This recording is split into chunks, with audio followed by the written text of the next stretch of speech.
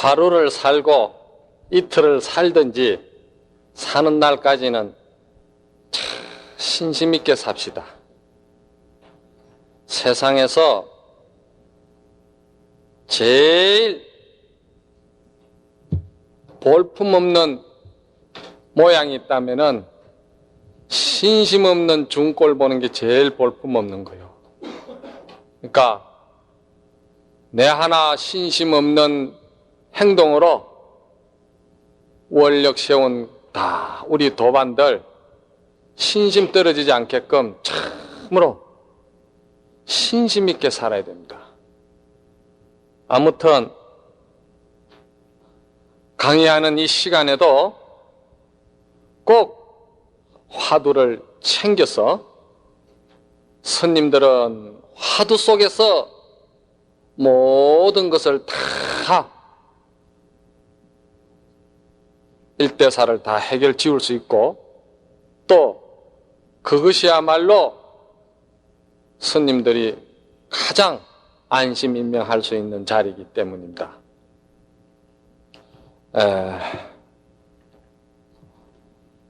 43쪽을 피해야 되겠네요.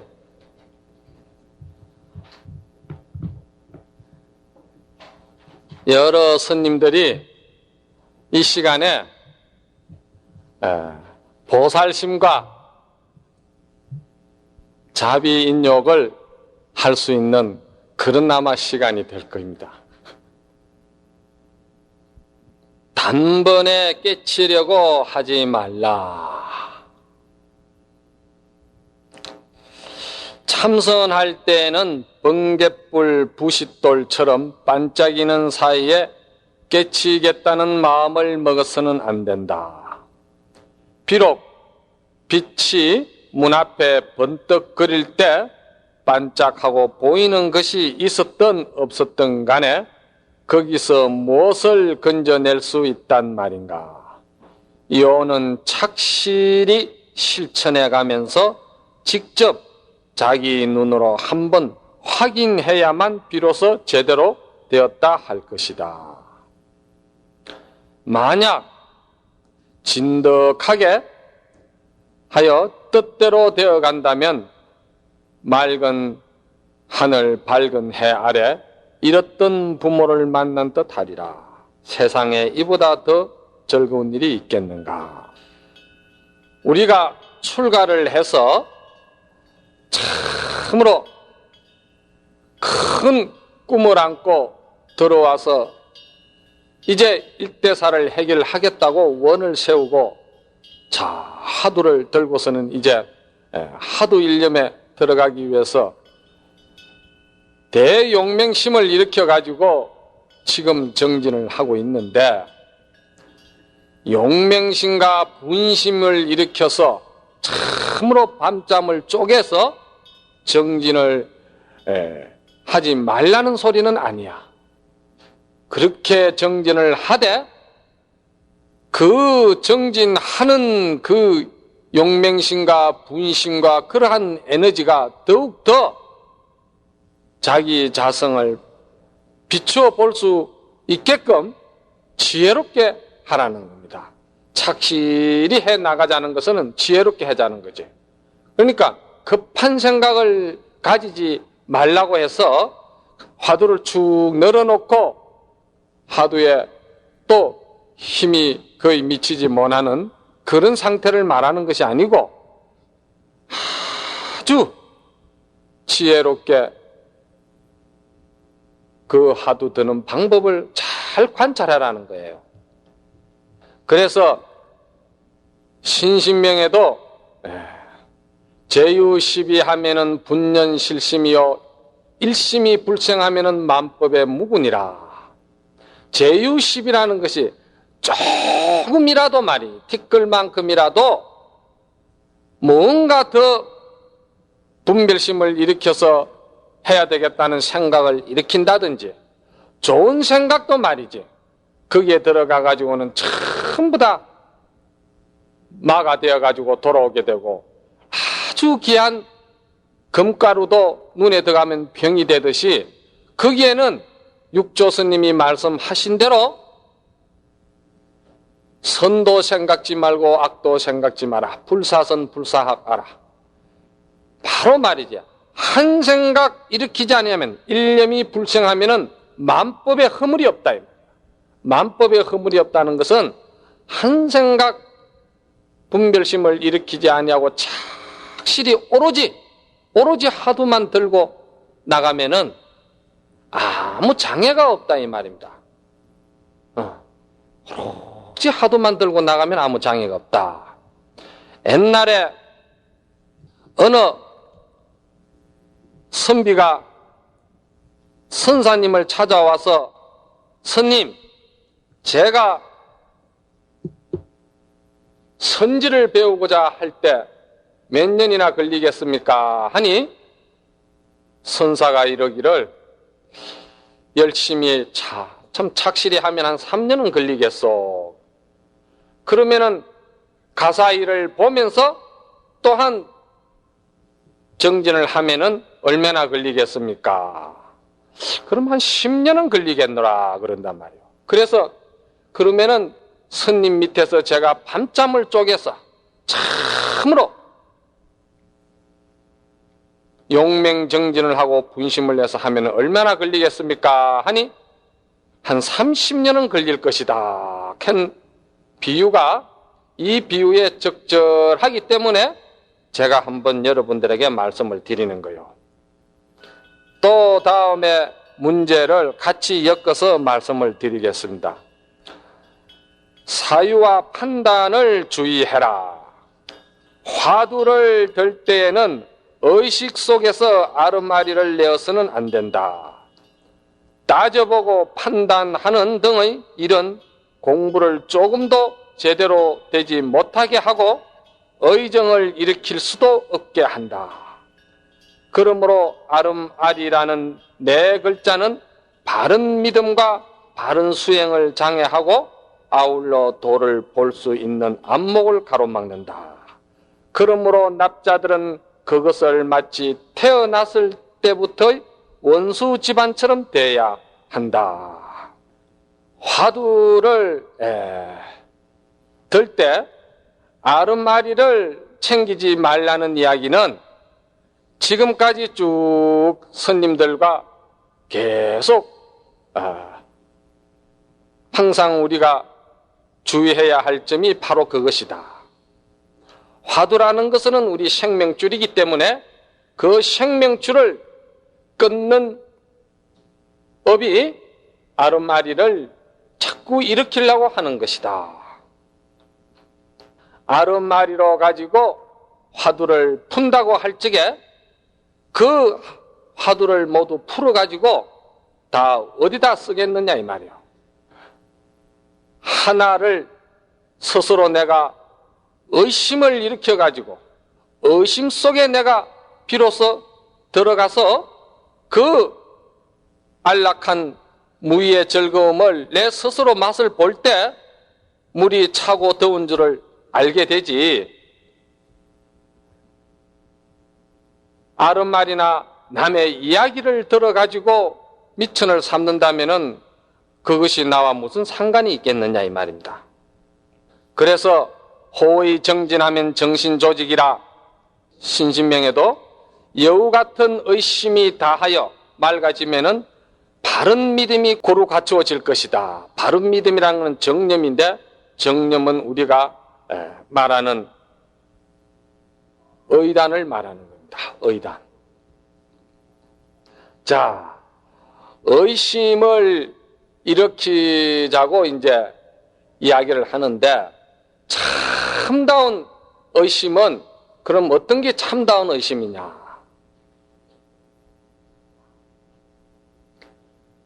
떨어질래야 떨어질 수 없고 보지 않을래야 보지 않을 수도 없고 없앨래야 없앨 수도 없고 돌아설래야 돌아설 수도 없는 그런 상황이 될 때 그게 우리는 참으로 진의가 돈발한다 이렇게 정의를 내립니다. 내가 의심을 챙겨서 처음에는 애를 써가지고 땡기지만은 그것이 나에게 들어와서 자리를 잡을 때는 보지 않으려고 해도 보지 않을 수가 없고, 삼키려고 해도 삼킬 수도 없고, 어떻게 할 수가 없어요.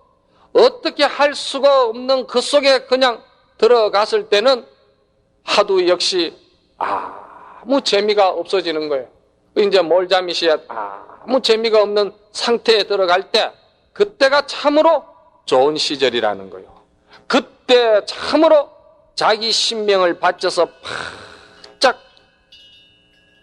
좋아서 해결한다면은 바로 참으로 은산철벽을 통과할 수 있는 그런 이제 영광을 볼 수가 있다는 겁니다. 그 다음에 또 40쪽으로 한번 볼까요?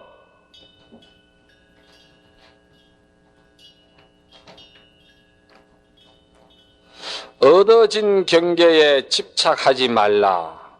참선하는 중에 몸과 마음이 거뜬해지거나 혹은 화두를 이해했을 때 그것을 깨달았다고 생각해서는 안 된다. 나 박사는 당시 뱃사공 덕성 스님은 종적이 없어졌다는 화두를 들고 있었는데, 하루는 전등록을 읽다가 조주 스님이 어떤 스님에게 부탁한 말씀이 삼천리 밖에서 사람을 만나거든 라는 대목을 보고는 나도 모르게 메고 있던 푸대를 끌러 천근짐을 내려놓은 듯 하였다. 그때 나는 확실하게 깨쳤다고 생각하였는데, 나중에 보방 스님을 만나가 되자 나의 깨달음이란 것이 마치 네모난 나무를 둥근 구멍에 맞추려는 격으로 터무니없이 비로소 부끄러운 줄을 알게 되었다.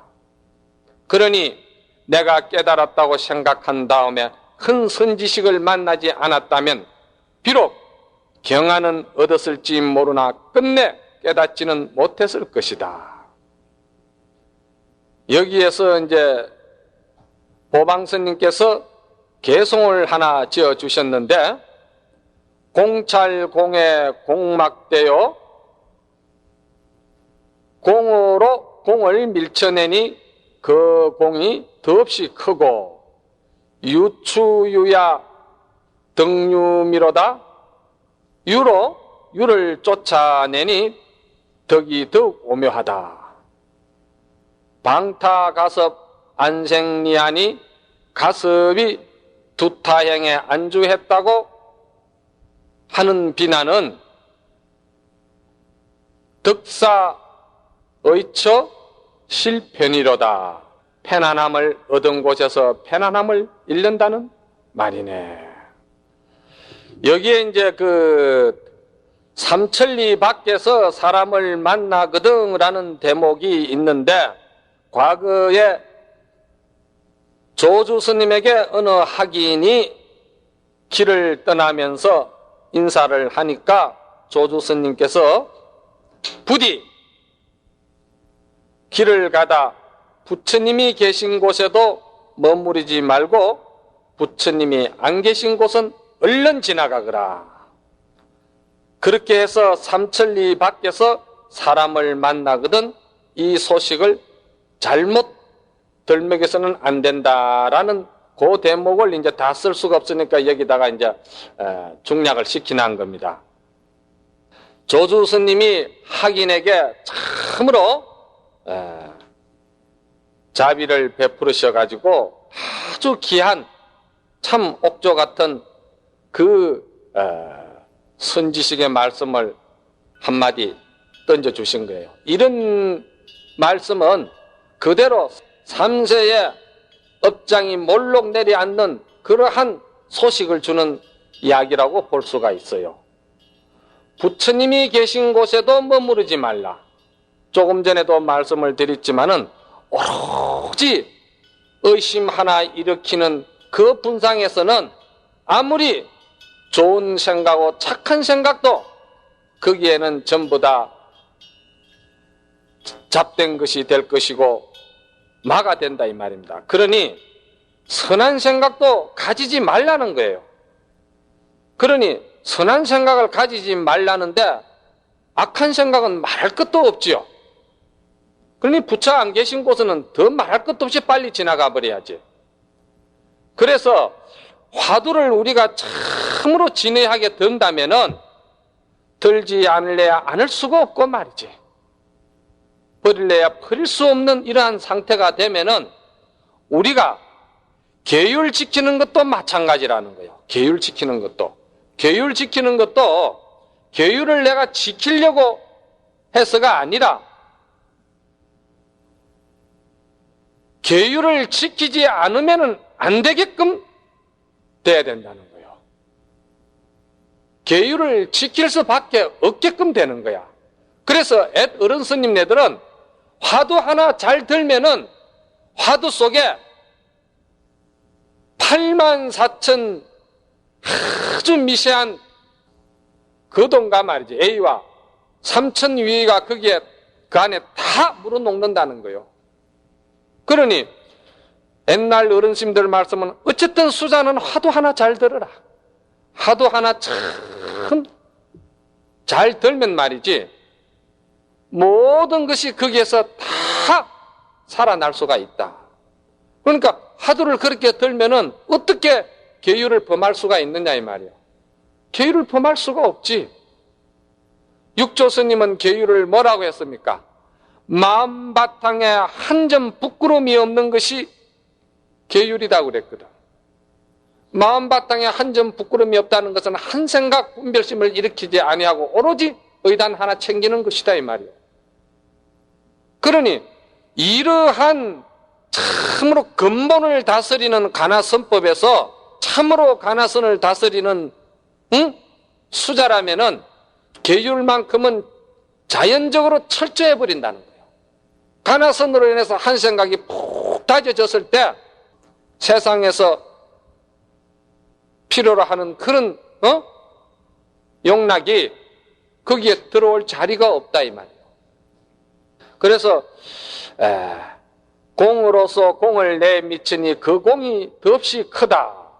유로서 유를 쫓아내는 것도 더욱더 그 덕이 오묘하다고 한 것은 정진해 나가면서 계속 나름대로 그 화두를 들고 정진하는 가운데 많은 경계가 일어난다 이 말이에요. 많은 경계가 일어나요.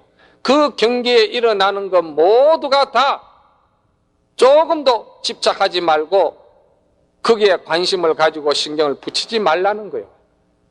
그러면은 오히려 그것이 내가 만들어 놓은 나의 불길 속에 내가 들어가서 타 죽는 계기다 이 말이에요. 나는 개인적으로 과거에 출가를 할 적에는 부모님이 하도 출가하기를 원을 해서 제가 출가를 했어요. 조금 경우가 다릅니다. 저는 하도 부모님께서 출가해 줬으면 좋겠다고 7남매 중에서 한 사람이라도 출가를 했으면 좋겠다고 해서 가장 막내가 되는 내가 붙들린 거예요. 그 이제 어릴 때 아주 정이 많아가지고 출가를 하면은 부모에게 효도하는갑다 싶어가지고 그때는 대처성이 뭐고 비구성이 뭔지도 모르지만은 그러나 부모님이 출가를 하라고 하니까 이제 은사스님 앞으로 출가를 했는데 그에 출가를 해서 또 정진을 하다 보니까 저는 개인적으로 성격이 말이지 누구하고 다투어가지고 정진하다가 마음에 이렇게 동요를 일으키고 그런 적은 별로 없어요. 그런데 가장 가까운 인연이 떠나갈 때 그때 많은 이제 아픔이 있었고 힘든 부분이 없잖아 있었어요. 정진을 해 나가다 보면은 스님들도 마찬가지고 또 여기 이제 성감신 같은 경우에도 정진을 오래 하셨으니까 그런 거는 뭐 다 수자라면 비일비재로 많이 있는 일인데 하루는 정진을 딱 하는데 부친이 돌아가시는 것이 영영하게 드러나는 거예요. 그리고 또 제일 위에 저 가장 큰 누님이 돌아가시는데 큰 누님이 돌아가시는 것도 그냥 들방 위에 올라서는데 쓱 넘어지는 것이 이래 들어오는 거예요. 또는 말이지, 누가 오토바이를 타고 가다가 기차하는 건널목에서 탁 받치는데, 그 사람이 죽었는데, 그 사람이 이제 절에 극락하면 이제 49제를 지내러 오더라, 이 말이요. 오는데 그 사람이 또 그냥 쑥 보이는 거예요. 그게 이제 정진을 하다 보면은 식이 조금씩 맑아지니까, 식이 맑아지는 가운데 그런 것이 조금씩 보여요. 이제 그런 것이 보여더라도 그런데 집착하지 말라는 거지. 그런데 그런 집착을 하면은 그 이제 끝나는 거라. 누구든지 그런 일 정도는 선을 조금만 하면은, 정신이 맑아지면은 그런 정도는 다 아는 일이니까. 그런데 부친이 딱 돌아가셨는데 연락이 왔어요. 그래, 이게 참 제대로, 이게 뭐 놀랄 정도로 제대로 맞아 떨어지는 거지. 그래서 가야 되나 말아야 되나 그러는데 입성스님이 잠깐 다녀오라는 거예요. 결제 중이니까 잠깐 다녀오라고 그래요. 그때가 이제 박 대통령 돌아가실 때 제가 금당 이제 동화사에서 살았는데, 그래 집에를 갔더니 부친이 참 나를 보고서는 10분 내지 15분 만에 숨을 거두시더라고요. 그걸 딱 보고서는 장례식까지도 보지도 못하고 그 세중 때라 돼가지고 다시 결제에 들어왔어요. 들어와서 참 화두를 들고 앉았는데 이게 마음이 아픈 거예요. 부모, 아버님 한번 내가 제대로 한번 호다 한번 해드리지도 못했는데 참 저래 가셨구나 하니 분심이 나는 거예요. 이제 그래 분심이 나는데 밤에 잠이 오지를 않아. 다른 스님들은 다 주무시는데, 그런데 그 속가에 갔더니 어릴 때 같이 자라던 친구들이 거기에 이제 문상하러 와서 또 만나게 됐어요. 그래 만났는데 그 친구들을 보는 가운데 여러 가지 느낌이 많잖아요.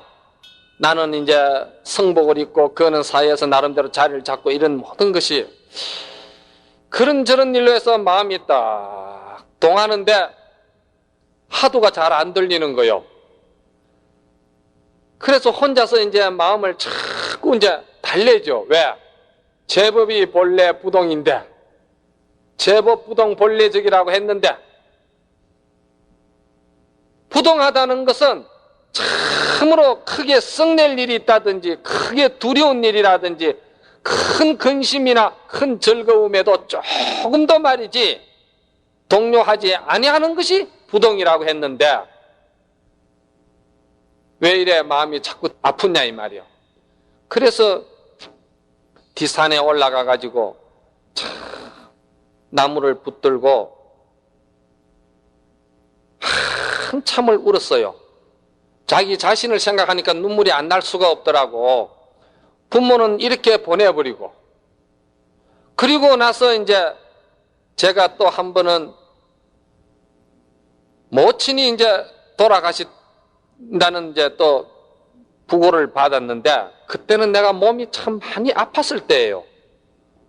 그런데 모친은 그래도 절에서 정진을 많이 하시던 분이 돼서 스님에게는 알리지 말라고 그러는데 이제 가족들이 알렸더라고.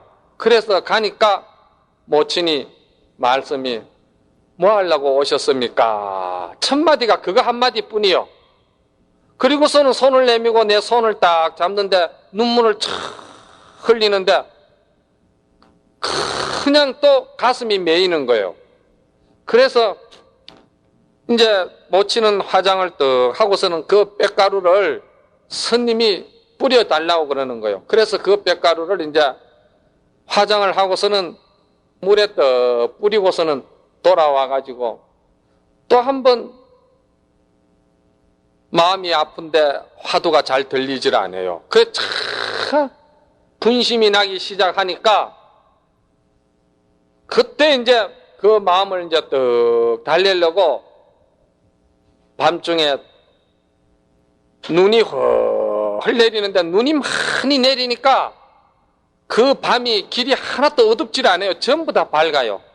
그래서 이제 산에 떡 올라가가지고 혼자서 그 마음을 달래는데, 앳 어른 스님네 개송을 이제 얽고 마음을 달래는 거예요. 한번 들어보시오. 몽환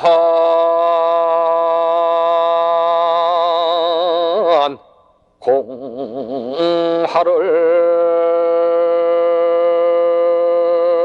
하루 바짝가 덕실시비를 일시방각하라. 꿈 같은 모든 세상사 일체 옳고 그런 시비를 다 모두 놓아버리자.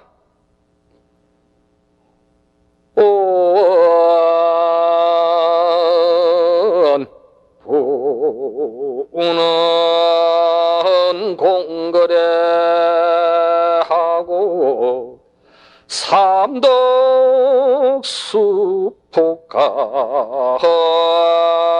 헛줄머리로다. 그게 말이죠, 혼자서 그 노래를 부르면서 혼자서 그냥 그걸 사귀는 거요. 그게 세상사 부모 형제 한 번 만났다가 출가해서 또 만난다는 게, 가시는 길에 보내는 길에 만난다니 내가 이 인생이 이래 살아가 되는가 싶은다는 게, 그냥 그 울분을 혼자서 새기면서, 그래, 내가 이 자리에서 이 일을 해결하지 않아야 할 때는 내가 어떻게 눈을 감겠느냐, 그런 그 기가 막힌 감정을 말이지 누구에게 이야기할 수도 없어. 그러니 앳 어른 스님네 그 색수상 행식의 이 몸뚱이, 이 모든 것은 허공의 꽃이다 이 말이지.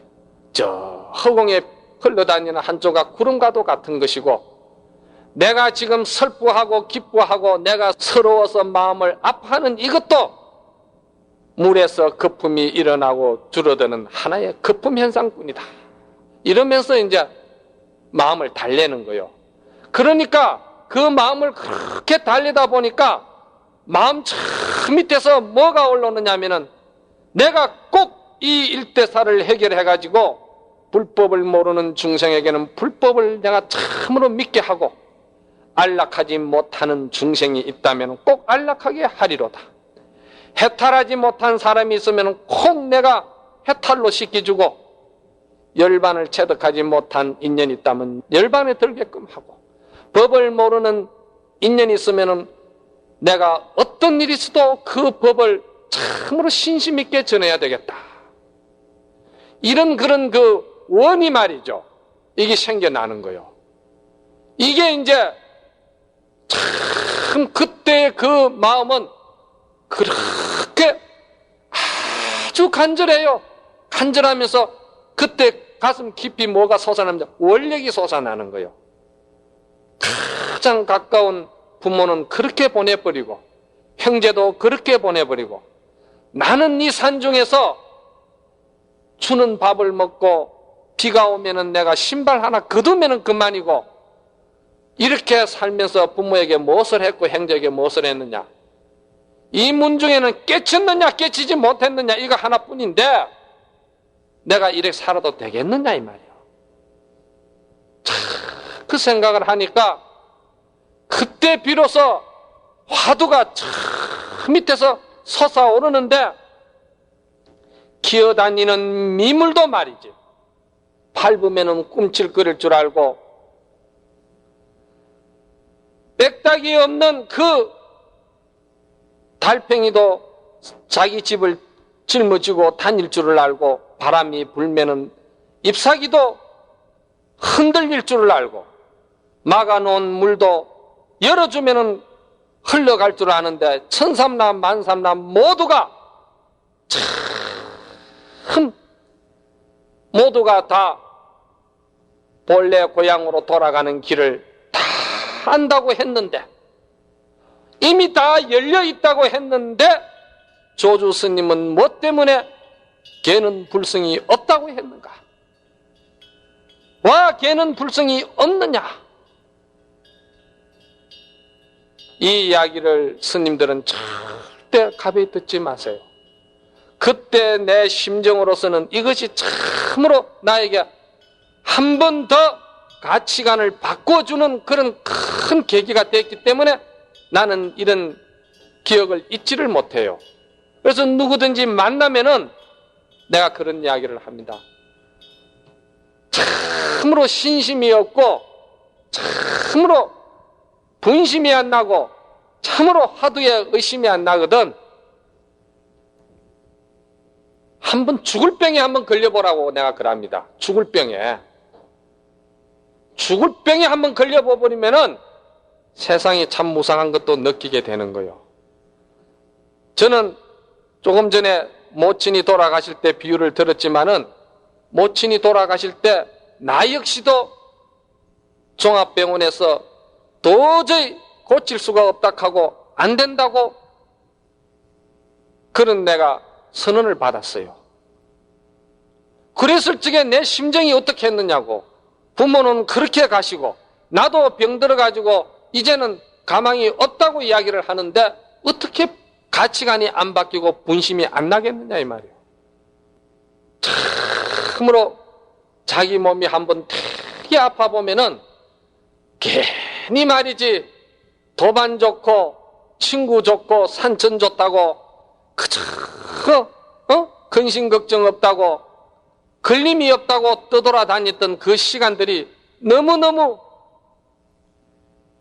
가슴이 메인다 이 말이에요. 그렇게 산다는 것이 참으로 죄송스러운 생각이 들더라고. 그러니 참 10년을 공부하고 20년을 공부하면 뭐하냐. 나에게 그런 일이 딱 닥치실 때 내가 과연 여기서 할 수 있는 일이 뭐느냐. 오로지 사는 날까지 화두 하나 드는 일밖에 없다. 이 생각이 딱 들어가니까 벌써 과거에 화두를 들던 거하고 지금 화두 드는 거하고는 천냥지 차이라. 달라요, 달라. 세계가 달라져 버렸어. 다르다니까.